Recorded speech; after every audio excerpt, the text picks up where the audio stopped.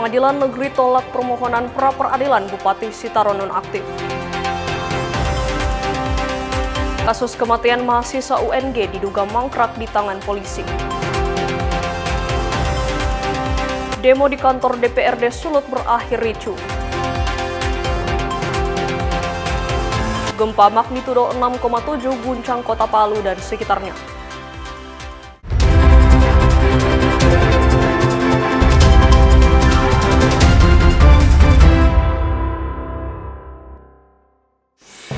Selamat pagi saudara, kita jumpa kembali dalam program Kompas Sepekan. Selain 4 berita utama tadi, Anda juga bisa menikmati rangkuman sejumlah informasi menarik dalam sepekan yang dihimpun tim redaksi Kompas TV. Bersama saya Megumi Sumah, inilah Kompas Sepekan selengkapnya, hanya di Kompas TV, independen, terpercaya.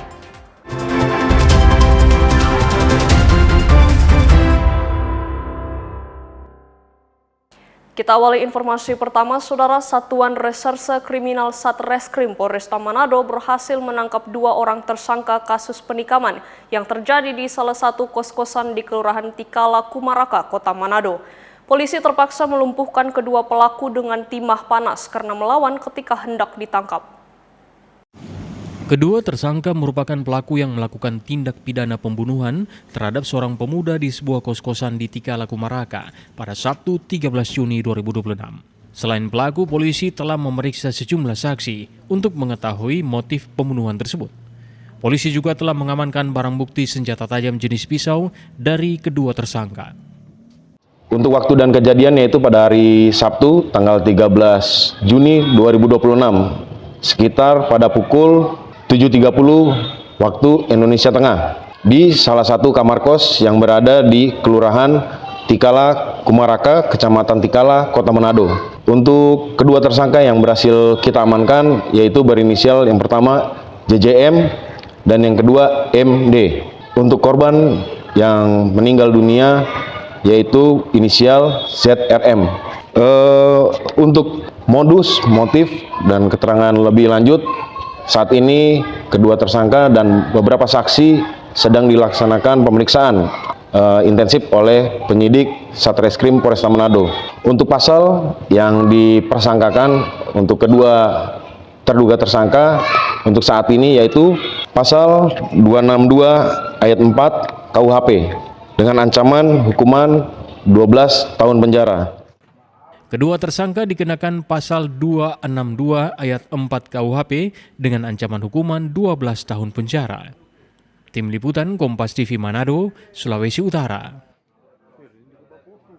Saudara, seorang pria tak dikenal membuat kekacauan di Manado Town Square Senin malam.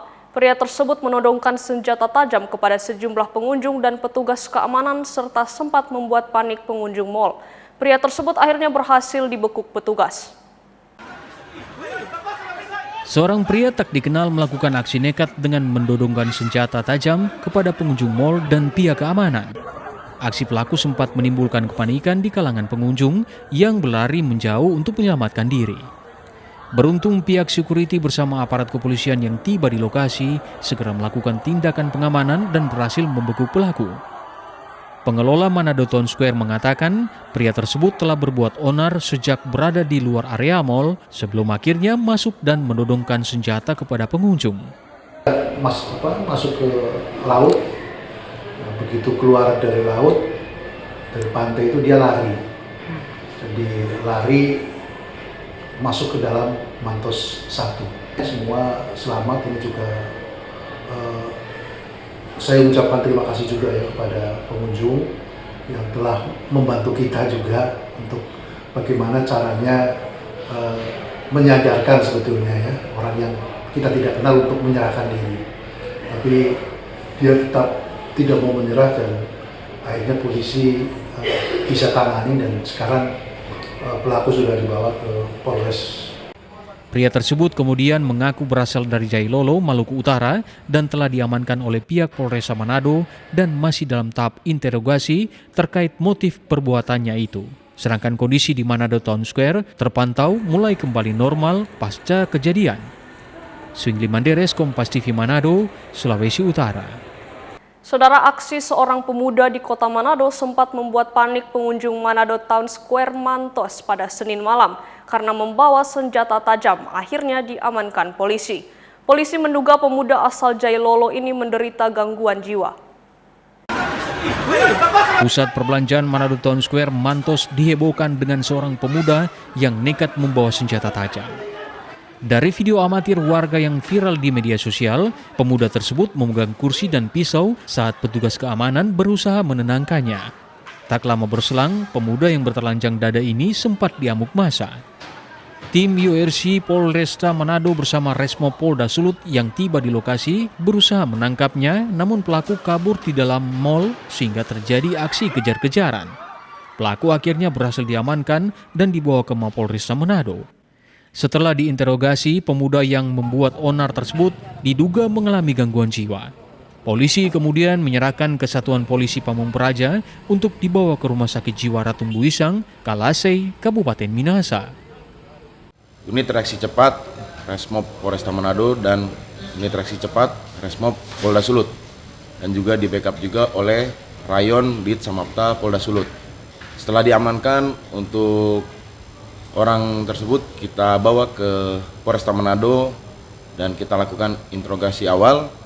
Namun yang bersangkutan tidak cakap untuk menjawab beberapa pertanyaan, sehingga kami dari pihak kepolisian berkoordinasi dengan Dinas Sosial dan Satpol PP untuk tindak lanjutnya akan dilakukan tes kejiwaan di Rumah Sakit Jiwa di Kalasei.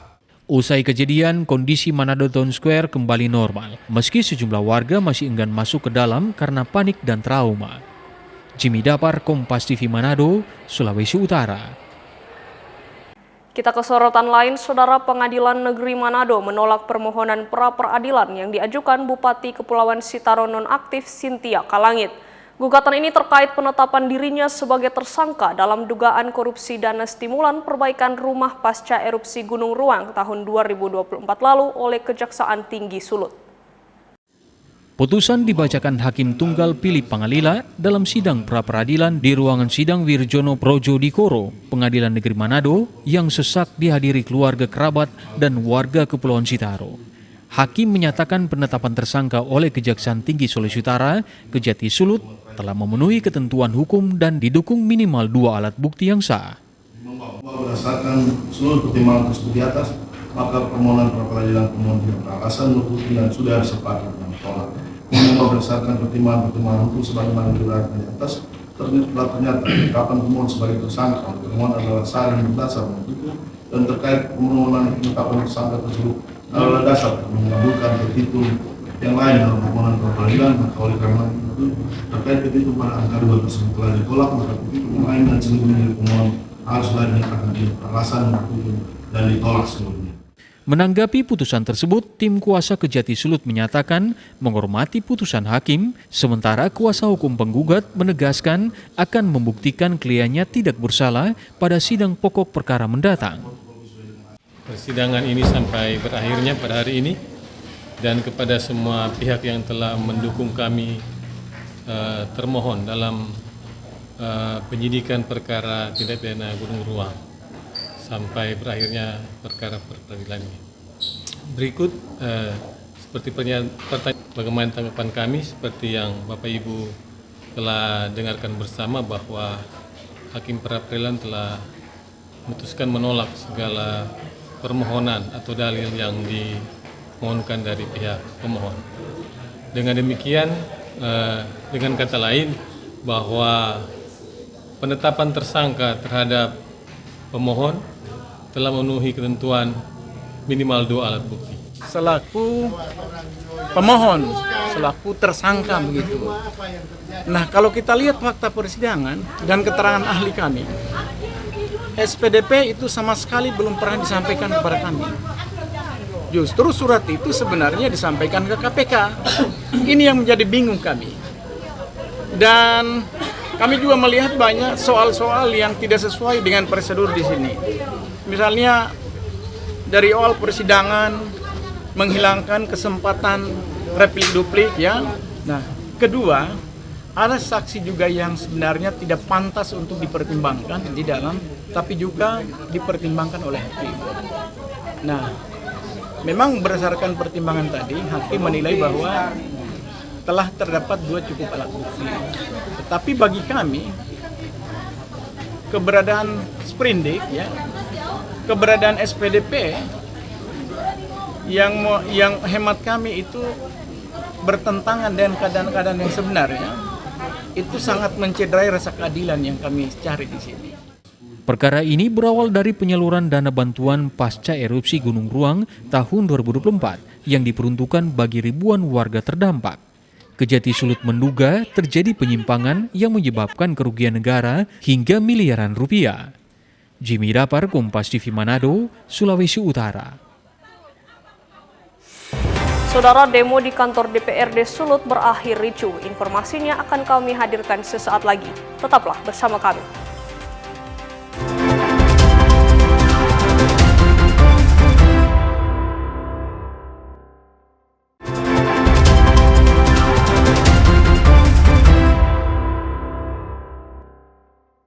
Terima kasih Anda masih bersama kami di Kompas Sepekan. Saudara, Polres Bone Bolango menyita ratusan botol minuman keras selama pelaksanaan Operasi Pekat Otanaha 2026.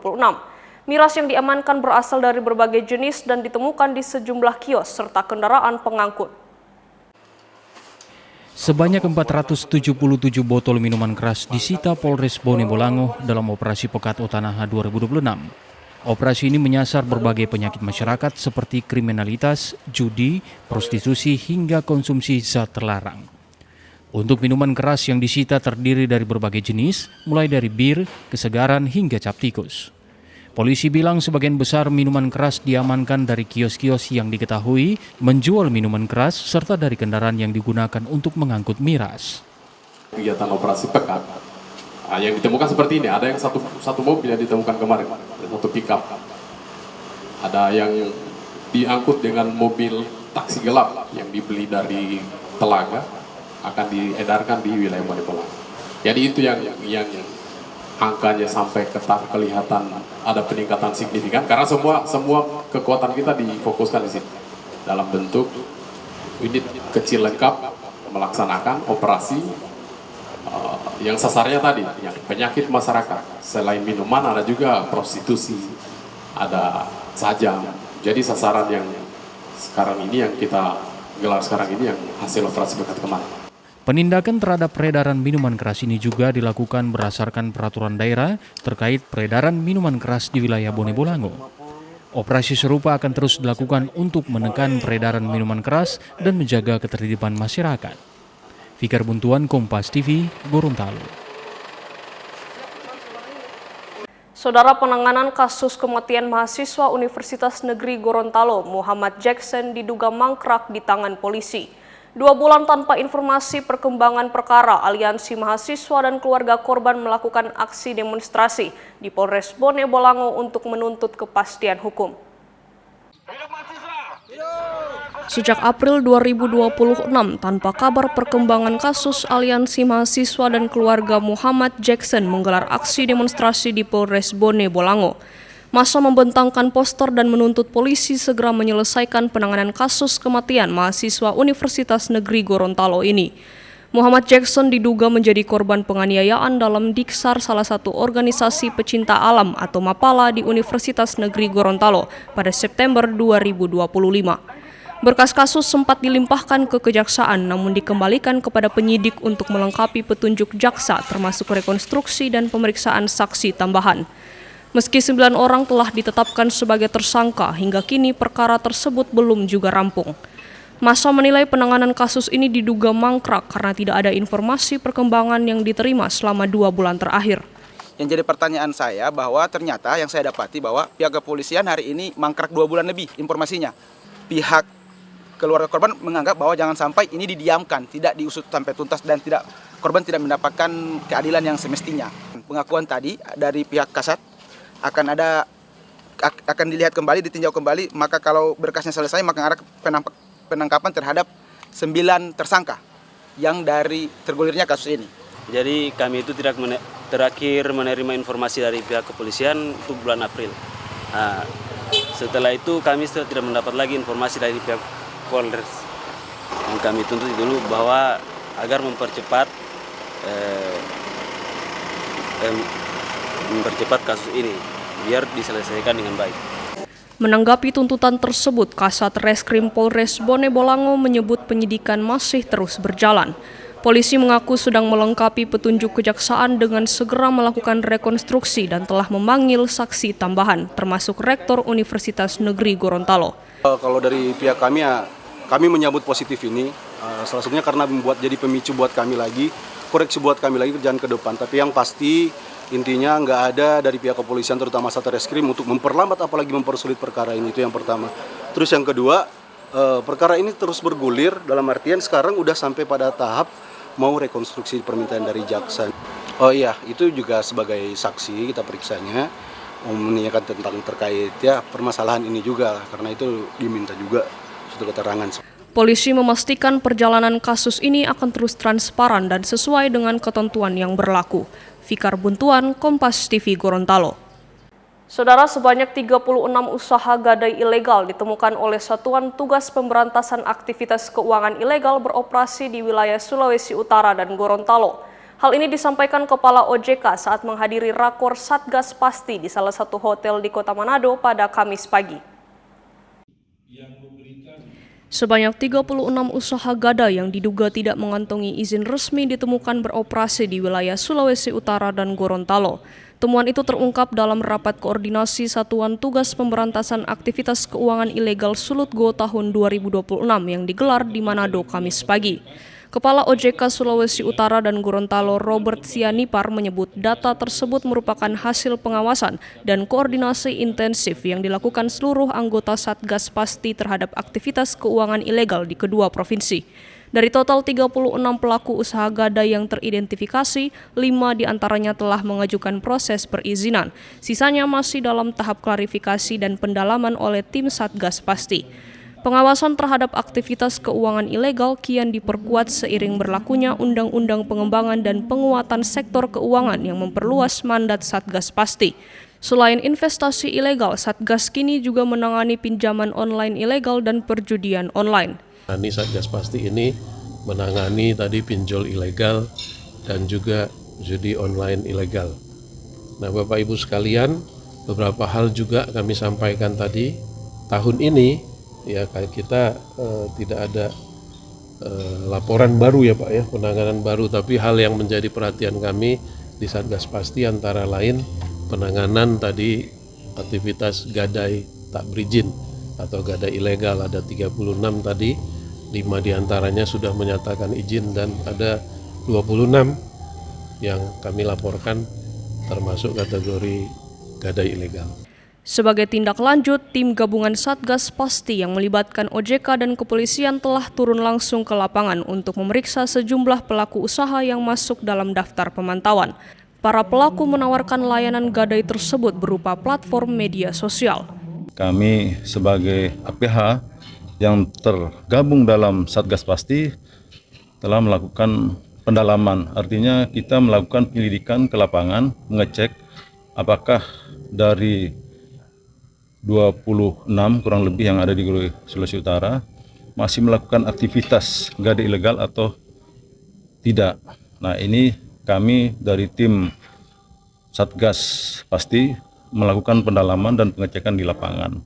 Memang ada beberapa gadai ilegal ini yang kami sudah cek. Ternyata memang di lapangan itu setelah kami cek ada yang kegiatan cuma perorangan. Satgas Pasti menegaskan akan terus mengawasi dan menindak pelaku usaha jasa keuangan tanpa izin demi melindungi masyarakat serta menjaga stabilitas sektor keuangan di Sulawesi Utara dan Gorontalo. Jimmy Dapar, Kompas TV Manado, Sulawesi Utara. Saudara, demonstrasi mahasiswa di kantor DPRD Sulawesi Utara, Kota Manado, ricuh. Kericuhan terjadi usai ratusan mahasiswa yang datang berunjuk rasa memaksa masuk ke halaman kantor DPRD Sulut.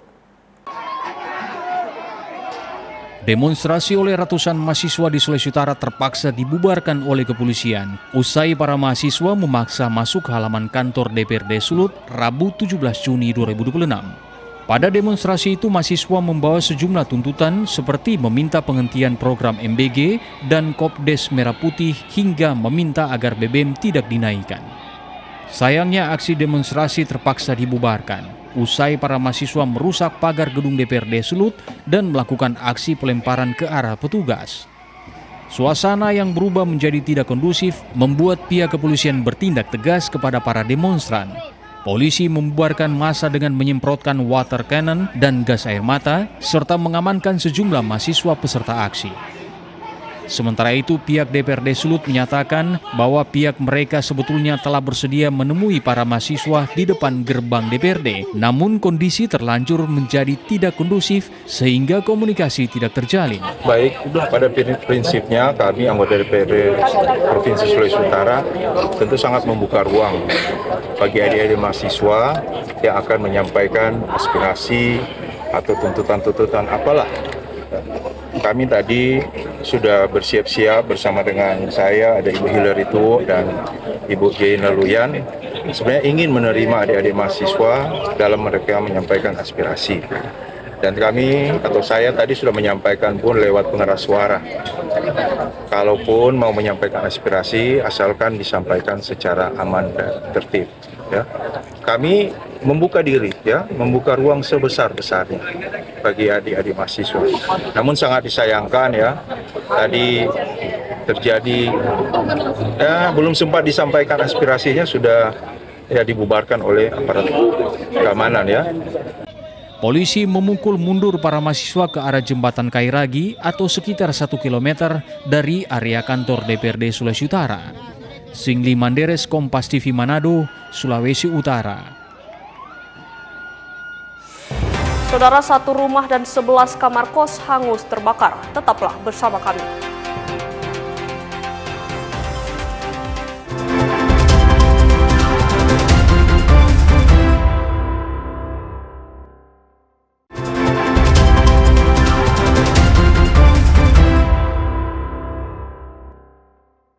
Saya Megumi Suma dan Anda masih bersama kami di Kompas Sepekan.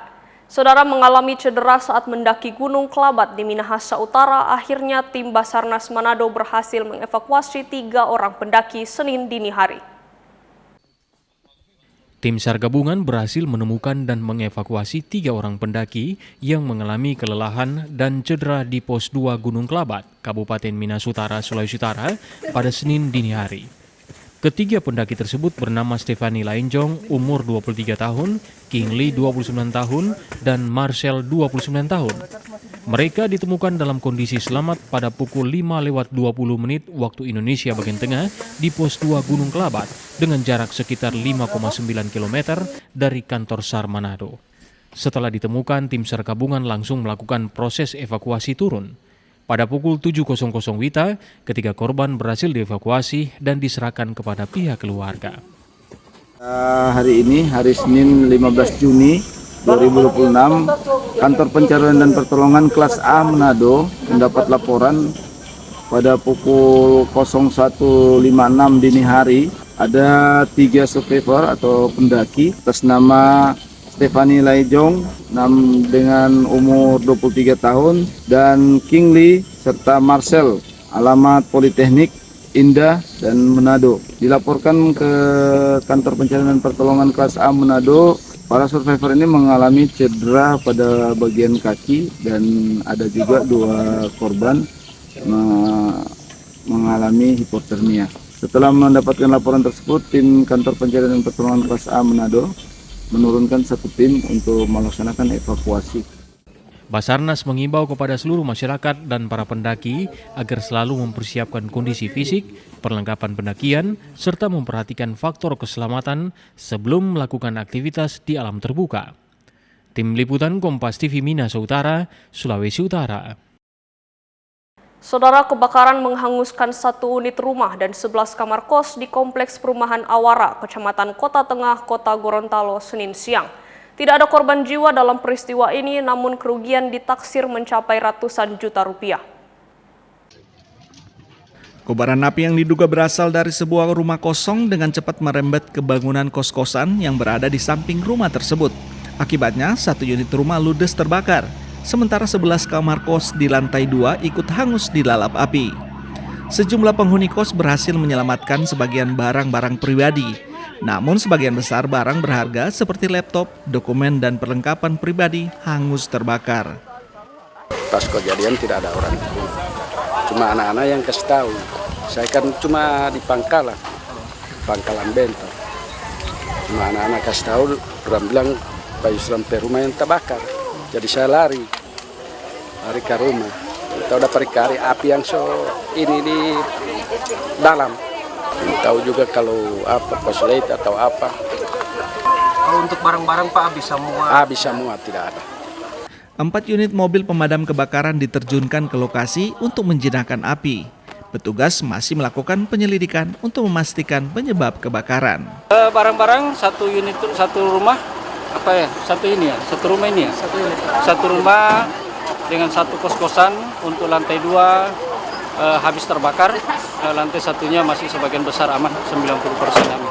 Ya namanya kos-kosan, ya barang kebutuhan mahasiswa, perlengkapan, kos-kosan, pakaian dan lain-lain, itu semua habis terbakar. Sampai saat ini, sampai proses pendinginan, info yang kita terima dari masyarakat dan petugas terkait, ada TNI dan Polri, korban kebakaran alhamdulillah tidak ada. Tidak ada korban jiwa dalam peristiwa ini, namun kerugian akibat kebakaran diperkirakan mencapai ratusan juta rupiah. Fikar Buntuan, Kompas TV, Gorontalo. Saudara Kapolda Sulawesi Utara Irjen Pol Royke Langi memerintahkan kepada seluruh jajaran untuk memburu para pelaku begal. Hal tersebut dilakukan untuk menjamin keamanan masyarakat. Kapolda Sulawesi Utara Irjen Pol Royke Langi menginstruksikan jajarannya untuk memburu pelaku begal yang masih berkeliaran di wilayah hukum Polda Sulut. Instruksi ini merespon keresahan masyarakat terhadap aksi begal yang marak terjadi belakangan. Menurutnya, keamanan masyarakat tidak hanya diukur dari angka kriminalitas yang rendah, tetapi harus mencakup perlindungan komprehensif bagi warga. Untuk menekan angka kriminalitas, Kapolda memastikan setiap laporan gangguan Kamtipmas akan ditindaklanjuti secara hukum. Salah satunya dengan memperkuat operasi kewilayahan guna memberantas aksi begal dan premanisme secara masif. Untuk segera melakukan penangkapan sesuai dengan mekanisme hukum yang berlaku atau undang-undang yang berlaku. Dan kita akan melakukan juga operasi secara kewilayahan, ya, yaitu operasi kepada begal-begal. Untuk itu saya himbau pada seluruh masyarakat, kalau ada informasi terkait, ya lupa di Manado ini kan banyak yang kumpul-kumpul, akhirnya orang bisa melakukan kejahatan. Cepat memberikan informasi kepada satuan kepolisian yang paling bawah, misalnya Polsek atau Pos, supaya anggota akan pergi ke tempat kejadian itu atau ke lokasi yang kemungkinan akan dapat menciptakan kerawanan kriminal. Selain menindak pelaku, Kapolda meminta masyarakat agar proaktif melapor ke Polsek atau pos polisi terdekat jika melihat aktivitas mencurigakan. Ia juga menginstruksikan Kapolres, Kapolsek hingga Babin Kamtipmas untuk lebih aktif menyapa generasi muda guna memberikan arahan edukatif. Langkah ini dilakukan sebagai upaya preventif agar situasi Kamtipmas di Sulawesi Utara tetap kondusif. Jimmy Dapar, Kompas TV Manado, Sulawesi Utara. Kita ke sorotan lain, Saudara. Kementerian Kelautan dan Perikanan atau KKP melepas liarkan 1.300 ekor ikan Napoleon di kawasan konservasi perairan daerah KKPD Sulawesi Utara 5 dan 7 Juni 2026 lalu. Ribuan ikan yang dilindungi ini hasil sitaan pihak KKP dari sebuah kapal yang akan menyelundupkan ke Hong Kong. Ikan Napoleon yang dilepas liarkan merupakan muatan kapal MV Silver Island berbendera Sao Tome yang ditangkap oleh kapal pengawas Orca 04 di perairan Laut Sulawesi pada 29 Mei 2026 lalu saat dalam pelayaran menuju Hong Kong. Pelepas liaran ini sejalan dengan semangat penegakan hukum yang tetap menjaga kelestarian sumber daya kelautan dan perikanan. Barang bukti yang diamankan berupa ikan hidup dan termasuk dalam jenis yang dilindungi. Maka tindakan penyelamatan segera dilakukan, yakni dengan mengembalikannya ke habitat alami demi menjaga kelestarian sumber daya perikanan Indonesia. Dalam rangka proses penyidikan oleh penyidik pegawai negeri sipil, sebagian dari ikan Napoleon ini telah disisihkan untuk dijadikan sampel barang bukti dalam persidangan. Aksi penyelamatan ini dikawal ketat dan dihadiri oleh perwakilan Korwas PPNS Polda Sulawesi Utara, Kejaksaan Tinggi Negeri Bitung, Dinas Kelautan dan Perikanan Provinsi Sulawesi Utara, serta tim PPNS dan pengawas perikanan Ditjen PSDKP. Saat ini kasus telah resmi masuk dalam proses penyidikan. Penyidik juga segera memanggil serta meminta keterangan dari pihak pemilik, penanggung jawab MV Silver Island maupun pihak-pihak lain yang terkait dengan jaringan ini. Tim Liputan Kompas TV Bitung, Sulawesi Utara. Saudara, gempa magnitudo 6,7 guncang kota Palu dan sekitarnya. Informasinya akan kami hadirkan sesaat lagi. Tetaplah bersama kami.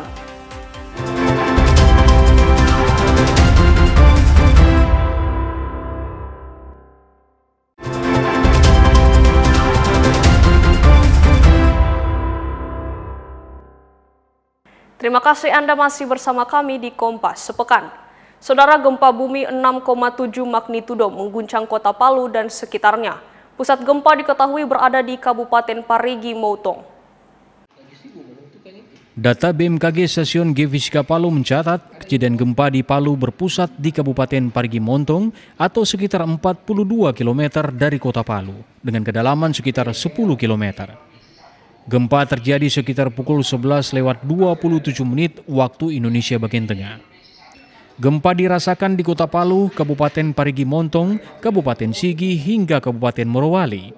Sempat terjadi kepanikan warga saat gempa. Beberapa pasien di rumah sakit pun dievakuasi ke halaman parkir. Pengamat gempa BMKG Stasiun Geofisika Palu, Hendrik Leopati bilang, hingga 1 jam pasca gempa ada 9 gempa susulan dengan magnitudo kecil. Masyarakat khususnya di wilayah Sulawesi Tengah hari ini telah terjadi sebuah gempa yang sangat besar dengan kekuatan 6,7 di pukul jam 11.27 waktu Indonesia Tengah. Kedalaman gempa ini sekitar 10 kilo, dia di darat, jadi tidak ada potensi tsunami. Kemudian hingga pukul 12 siang ini itu sudah terdapat 8 kali gempa susulan dengan kekuatan yang lebih kecil dan dirasakan bervariasi di beberapa daerah khususnya di Kota Palu. Kemudian gempa ini memiliki tingkat guncangan sebesar 6-7 di wilayah Toroe, di wilayah Parigi Motong, kemudian di Parigi Selatan dan di Kota Parigi. Meski tidak berpotensi tsunami, warga diimbau untuk tetap waspada dan menjauhi bangunan yang rentan. Aldrim Talara, Kompas TV Palu, Sulawesi Tengah. Saudara, jembatan 3 Palu mengalami keretakan setelah diguncang gempa berkekuatan 6,7 magnitudo yang terjadi pada Selasa pagi tadi. Akibat kerusakan tersebut, akses jembatan untuk sementara ditutup dan tidak dapat dilewati warga seperti biasanya. Keretakan terlihat pada bagian ujung jembatan yang menimbulkan kekhawatiran akan keamanan konstruksi. Petugas langsung memasang pembatas dan mengalihkan arus lalu lintas untuk mencegah warga dan pengendara melintas jembatan tersebut. Penutupan dilakukan demi menjaga keselamatan masyarakat serta mengantisipasi hal-hal yang tidak diinginkan. Pemerintah menyatakan akan melakukan pengecekan secara menyeluruh untuk mengetahui tingkat kerusakan dan memastikan kelayakan jembatan sebelum kembali dibuka untuk umum. Warga dihimbau untuk mematuhi arahan petugas dan menggunakan jalur alternatif yang telah disiapkan selama proses pemeriksaan dan evaluasi berlangsung. Rolis Muklis, Kompas TV Palu, Sulawesi Tengah. Saudara, sejumlah pasien RSUD Anutapura Palu masih menjalani perawatan di luar gedung rumah sakit pasca gempa yang mengguncang kota Palu. Sebagian pasien mengaku masih trauma dan belum berani kembali masuk ke dalam ruangan perawatan. Meski kondisi dinyatakan aman, pihak rumah sakit tetap memberikan pelayanan kepada pasien yang memilih untuk tetap berada di halaman rumah sakit. Petugas medis terlihat terus melakukan pemantauan dan memberikan penanganan sesuai kebutuhan pasien. Direktur RSUD Anutapura, Dr. Rosalda Lima bilang, pihaknya telah berkoordinasi dengan BMKG dan berdasarkan informasi terkini, kondisi sementara sudah dinyatakan aman. Walau demikian, pihak rumah sakit tetap menghormati keputusan pasien yang belum siap kembali masuk ke dalam gedung. Kembalikan ke ruangan. Sebetulnya tadi kami sudah berkoordinasi dengan BMKG. Dari BMKG menyampaikan bahwa yang paling besar adalah yang tadi yang 6,7 sesuai catatan itu. Yang berikutnya nanti akan goyangan kecil-kecil saja. Kami sudah menyampaikan ke pasien. Jadi sambil jalan kami menyampaikan, tetapi tentu kami tidak bisa memaksa pasien harus masuk. Kami menyampaikan kalau Bapak Ibu siap silakan masuk. Kalau masih trauma silakan di luar. Ya. RSUD Antapura juga terus berkoordinasi dengan pemerintah Kota Palu terkait langkah-langkah penanganan pasien agar pelayanan kesehatan tetap berjalan dengan baik di tengah situasi pasca gempa. Untuk kondisi bangunan, pihak rumah sakit memastikan tidak ditemukan kerusakan akibat guncangan gempa tersebut. Namun kenangan akan bencana gempa dan tsunami pada tahun 2018 masih menyisakan trauma bagi sebagian pasien dan keluarga. Saat itu, RSUD Antapura sempat roboh akibat gempa sebelum akhirnya dibangun kembali dan kembali beroperasi melayani masyarakat. Rolis Muklis, Kompas TV Palu, Sulawesi Tengah. Saudara, informasi harga bumbu dapur melonjak, cabai rawit tembus Rp130.000 per kilogram. Informasinya akan kami hadirkan sesaat lagi. Tetaplah bersama kami.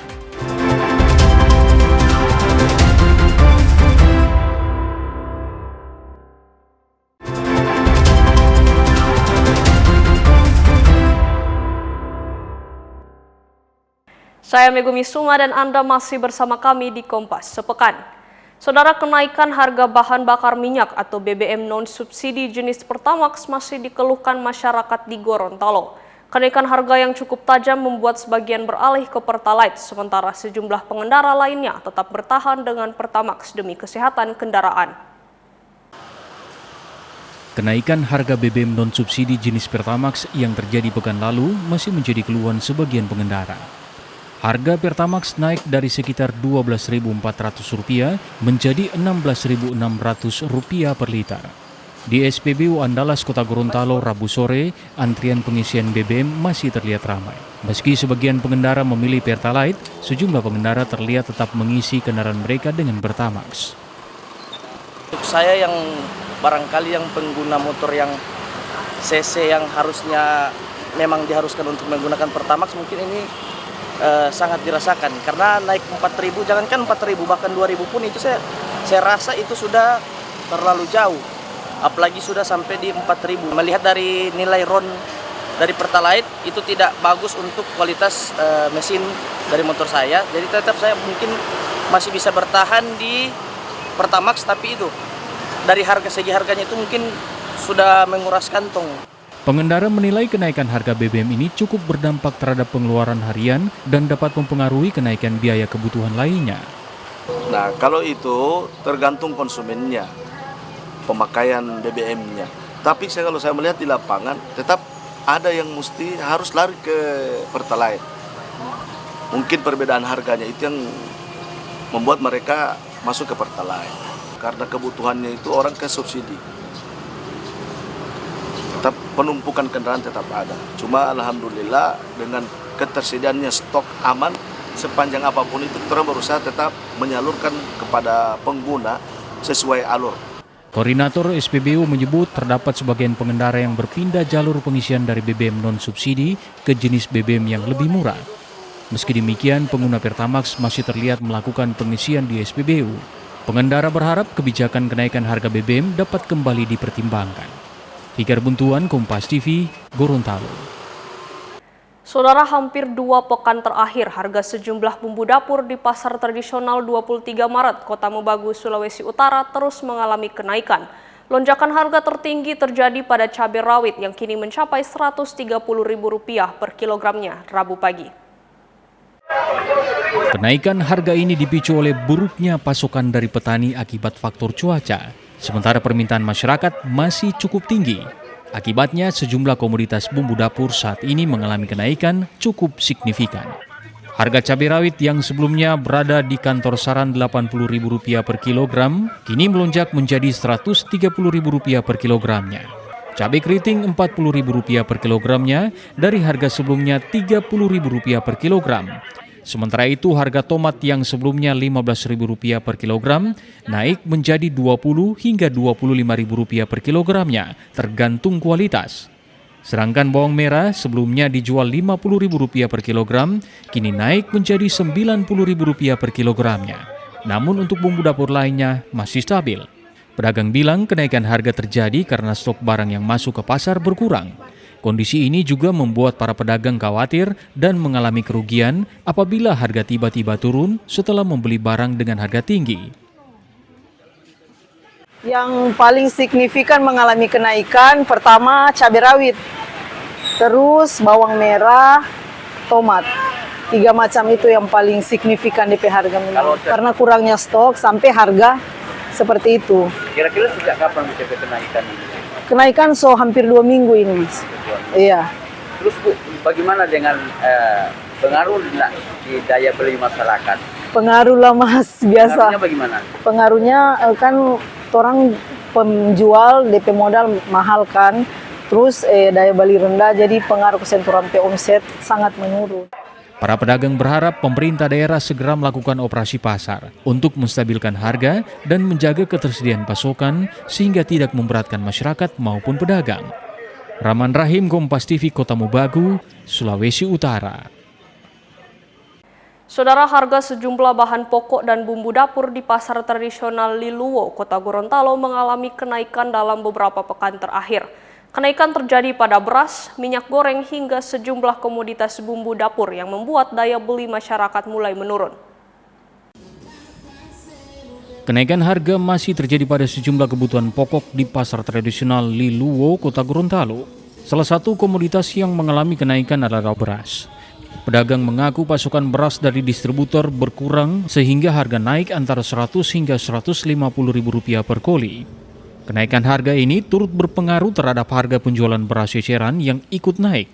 Sementara itu stok dan harga telur ayam masih terbilang stabil.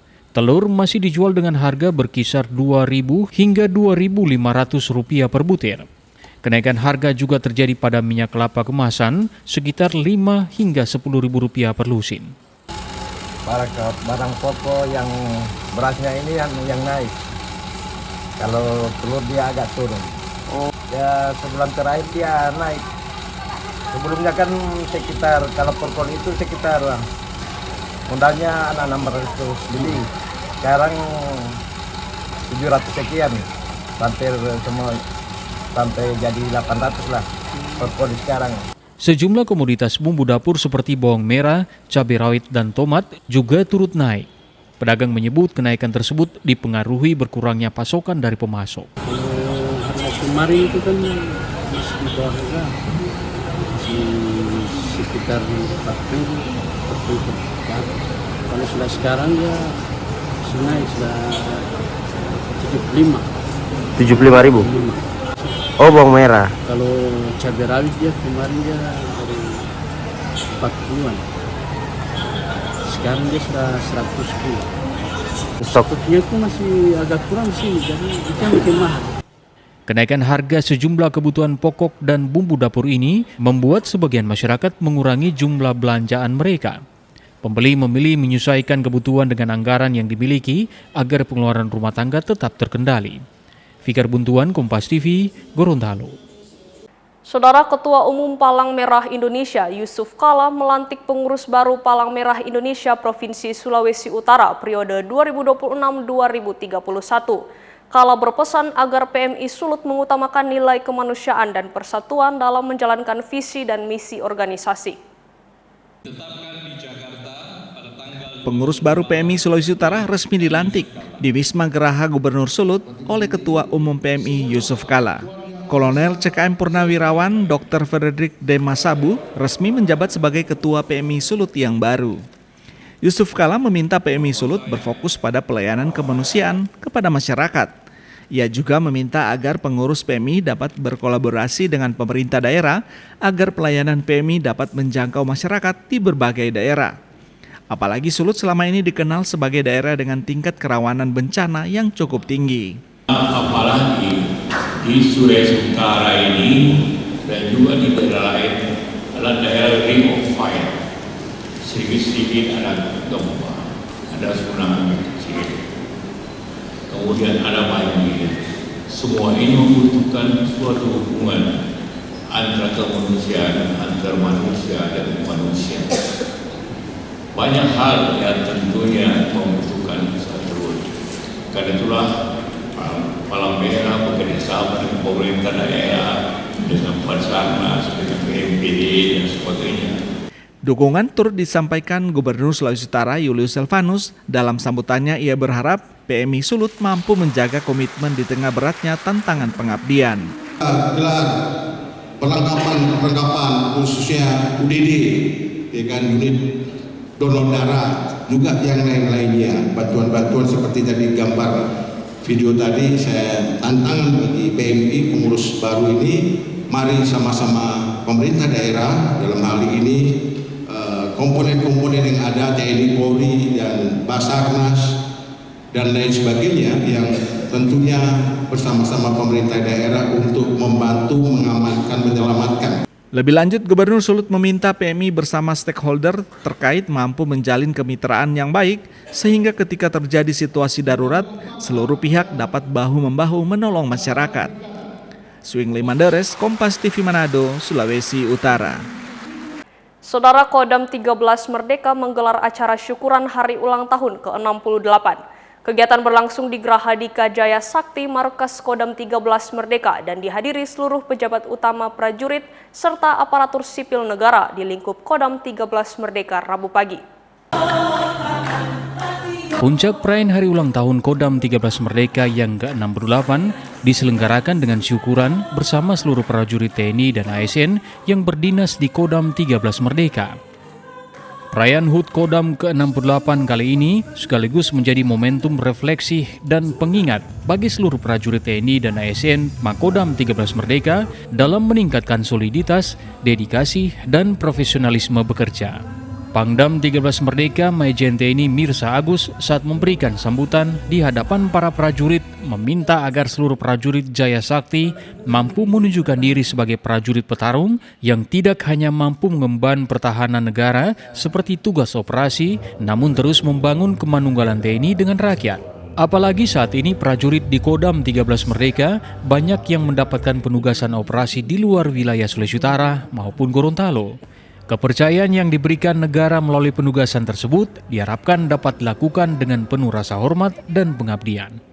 Kami mengucapkan puji syukur kehadirat Allah SWT, Tuhan yang Maha Kuasa, karena atas berkatnya sehingga sampai hari ini Kodam 13 Merdeka masih dipercaya masyarakat dan negara untuk mengawal bidang pertahanan di daerah Sulawesi Utara dan Gorontalo.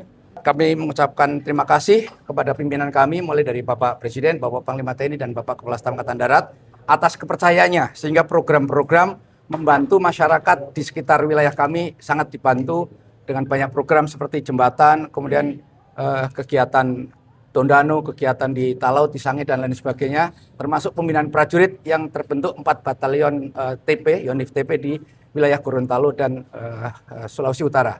Syukur HUT Kodam ke-68 ditandai dengan pemotongan tumpeng oleh Pangdam 13 Merdeka didampingi Ketua Persid Kartika Chandra Kirana PD 13 Merdeka, penyerahan hadiah bagi prajurit TNI yang berprestasi. Sebelumnya, berbagai rangkaian semarak menyambut HUT Kodam 13 Merdeka telah digelar dengan berbagai kegiatan, diantaranya Kodam 13 Merdeka Fun Run di Danau Tondano Minasa, gelaran lomba antara kesatuan, siara, anjang sana, serta doa bersama.